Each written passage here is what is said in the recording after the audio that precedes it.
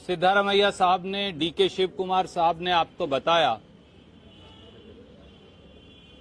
कांग्रेस चुनाव समिति ने एक बार फिर बहुत सारी सीटों पर तफसील से चर्चा की। आपने देखा कि 124 विधानसभा की सीट कांग्रेस पहले ही बहुत दिन पहले घोषणा कर चुकी। 42 सीटों की घोषणा हमने और कर दी। कांग्रेस ने तो 2/3 से ज्यादा सीटों की घोषणा कर दी, पर बीजेपी एक सीट की भी घोषणा नहीं कर पाई। क्या हम जेपी नड्डा जी से पूछ सकते हैं, नड्डा साहब आपको किस बात का डर सताता है? नड्डा साहब को डर क्यों लगता है? क्या इसलिए कि बोम्मई जी और नड्डा साहब और मोदी जी और अमित शाह जी जानते हैं कि भाजपा ने सीट घोषित की और भाजपा में भगदड़ मची। भगदड़ के डर से वो सीट अनाउंस करने से डर रहे हैं। नड्डा साहब डरिए मत, क्योंकि 40% कमीशन के भ्रष्टाचार का सच तो 6.5 करोड़ से अधिक कर्नाटका के हमारे भाई बहन जान चुके हैं। और कब तक आप खैर मनाएंगे? मुख्यमंत्री कहते हैं मैं अपनी सीट से नहीं लड़ूंगा, मुझे दूसरी सीट दे दीजिए। अधिकतर मंत्री कहते हैं मैं अपनी सीट से नहीं लड़ूंगा, मुझे दूसरी सीट दे दीजिए। भैया, अगर आपके पास लड़ने वाले उम्मीदवार बचे ही नहीं हैं तो कुछ फिल्म स्टार भर्ती करो, उनको टिकट दो, कुछ फिल्म एक्ट्रेसेस भर्ती करो, शायद आपकी बात बन जाए। शायद इसी वजह से आप सीट अनाउंस नहीं कर रहे। और दूसरा महत्वपूर्ण मुद्दा जो आप दोनों ने उठाया, फेडरलिज्म, संघीय ढांचा जो इस देश में है, उस पर कोई आक्रमण नहीं कर सकता।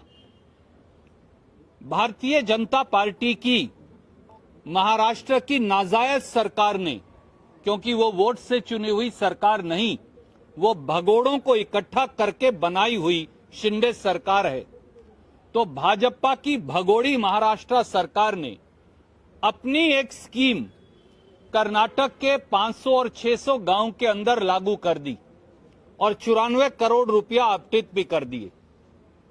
हम ये सवाल पूछते हैं मोदी जी और अमित शाह जी से, क्या आप इस देश में सिविल वॉर करवाना चाहते हैं? कल को हरियाणा पंजाब में स्कीम लागू कर देगा, पंजाब और हरियाणा दिल्ली के अंदर अपनी स्कीम लागू कर देंगे, पंजाब हरियाणा और दिल्ली उत्तर प्रदेश में लागू कर देंगे, उत्तर प्रदेश बिहार में लागू कर देगा, बिहार आगे उड़ीसा में लागू कर देगा। आप इस देश में सिविल वॉर करवाना चाहते हैं? आप प्रांतों का टकराव करवाना चाहते हैं? पहले भी मोदी जी और अमित शाह जी की नाक के नीचे असम की पुलिस ने और अरुणाचल की पुलिस का इसी प्रकार से टकराव हुआ, जिसमें सिविलियंस मारे गए। बाकायदा एक प्रांत की दूसरे प्रांत की फायरिंग हुई और 6-8 महीने तक एक प्रांत के लोग दूसरे प्रांत में नहीं जा पाए, जैसे ये कोई हिंदुस्तान पाकिस्तान हो। जो उत्तर पूरब में आपने किया था अमित शाह जी, मोदी जी, वो आप अब दक्षिण भारत के अंदर भी कर रहे हैं। आपने अरुणाचल प्रदेश, मणिपुर और असम का झगड़ा करवाया, बॉर्डर डिस्प्यूट करवाया, लोग मरवाए।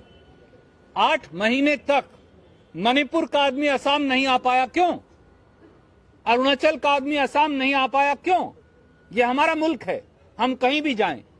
अब आप महाराष्ट्र और कर्नाटक का झगड़ा करवा रहे हैं जानबूझकर। दोनों जगह आपकी सरकार है, हर रोज मोदी जी बार बार वहां जाते हैं।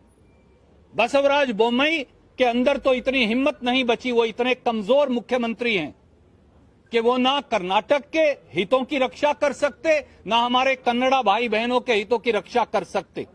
ऐसे मुख्यमंत्री को, जैसा आप दोनों ने कहा, बगैर विलंब के इस्तीफा दे देना चाहिए, नहीं तो उसे बर्खास्त करना चाहिए। और दूसरी तरफ मिस्टर शिंदे, जो महाराष्ट्र के मुख्यमंत्री हैं, वो हिंदुस्तान के संघीय ढांचे का और संविधान की धज्जियां उड़ा रहे हैं। महाराष्ट्र के गवर्नर को आर्टिकल 356 का इस्तेमाल करके उनकी सरकार को और मुख्यमंत्री को बर्खास्त किया जाना चाहिए। उधर महाराष्ट्र के मुख्यमंत्री बर्खास्त हों, इधर कर्नाटक के मुख्यमंत्री बर्खास्त हों, क्योंकि भाजपा के पास अब कोई मुद्दा नहीं बचा। उन्होंने सारे हथकंडे अपना लिए। हिंदू मुसलमान, शमशान कब्रिस्तान, जातियों का टकराव, SC ST का टकराव, लिंगायत वोका लीगा का टकराव, अब कुछ नहीं बचा तो अब प्रांतों का टकराव करवा रहे हैं। केवल और केवल तोड़ने की ये नीति है। जब उनके पास सब खत्म हो गया तो अब वो चाहते हैं कि महाराष्ट्र और कर्नाटक का टकराव हो, लोग आपस में मरें, पुलिस एक दूसरे पर गोली चलाएं और ये रोटियां सेकें। हम ऐसा नहीं होने देंगे, क्योंकि भारतीय राष्ट्रीय कांग्रेस अभी जिंदा है। सिद्धारमैया जी, DK शिव कुमार जी के नेतृत्व में संघीय ढांचे का उल्लंघन जो महाराष्ट्र द्वारा किया जा रहा है, उसके खिलाफ हम निर्णायक लड़ाई लड़ेंगे। और हम मांग करते हैं, प्रधानमंत्री वापस ना आए कर्नाटक, अमित शाह जी वापस मत आइएगा कर्नाटक, या तो शिंदे को बर्खास्त करिए और इधर बोम्मई जी का इस्तीफा लीजिए, और नहीं तो कर्नाटक मत आइएगा चुनाव का प्रचार करने, क्योंकि कर्नाटक के लोग आपको माफ नहीं करेंगे। जस्टिस परवागिरोरे कांग्रेस पार्टी मंडल कमीशन विरोध ಮಾಡಿದವರು ಯಾರು? ಹೈಯರ್ ಲರ್ನಿಂಗ್ ಇನ್ಸ್ಟಿಟ್ಯೂಷನ್ ಮೀಸಲಾತಿ ಕೊಟ್ಟಕ್ಕೆ ವಿರೋಧ ಮಾಡಿದವರು ಯಾರು? ಇದು ಕೊಟ್ಟವರು ಯಾರು? Congress government 73rd 74th amendment ವಿರೋಧ ಮಾಡಿದವರು ಯಾರು? ಬಿಜೆಪಿ. ಅವ್ರು ಯಾವತ್ತಾರು ರಿಸರ್ವೇಷನ್ ಬಗ್ಗೆ ಇದಾರ? ಕಮಿಟ್ಮೆಂಟ್ ಇದೆಯಾ ಅವರಿಗೆ? ಸೋಷಿಯಲ್ ಜಸ್ಟಿಸ್ ಬಗ್ಗೆ ಕಮಿಟ್ಮೆಂಟ್ ಇದೆಯಾ? ಬಸವರಾಜ ಬೊಮ್ಮಾಯಿ ಹೇಳ್ತಾರೆ ಇವತ್ತು ಆ ಜನರ ಕಣ್ಣಿಗೆ, SC ಜನರಿಗೆ, ST ಜನರಿಗೆ ಕಣ್ಣಿಗೆ ಮಣ್ಣು ಹಚ್ಚಿಬಿಟ್ಟಿದ್ದಾರೆ, ಮೂಗು ತುಪ್ಪ ಹಚ್ಚಿಬಿಟ್ಟಿದ್ದಾರೆ. ಅದಕ್ಕೆ ಅದನ್ನ ಡಿಫೆಂಡ್ ಮಾಡ್ಕೊಳ್ಳಿಕ್ಕೆ ಇವೆಲ್ಲ ಹೇಳ್ತಾ ಇದ್ದಾರೆ. We are committed to social justice, we are committed to preferential treatment to the vulnerable sections of the society, so for which there is no compromise at all. Thank you. Okay.